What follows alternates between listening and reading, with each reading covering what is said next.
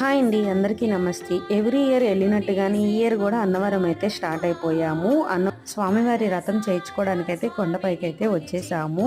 పూజా సామాగ్రి అవి కూడా అన్నీ తీసుకొని మండపానికి అయితే వెళ్ళిపోతున్నామండి. మండపంలో స్వామివారి అలంకరణ ఈ రోజు ఇలాగా ఉంది.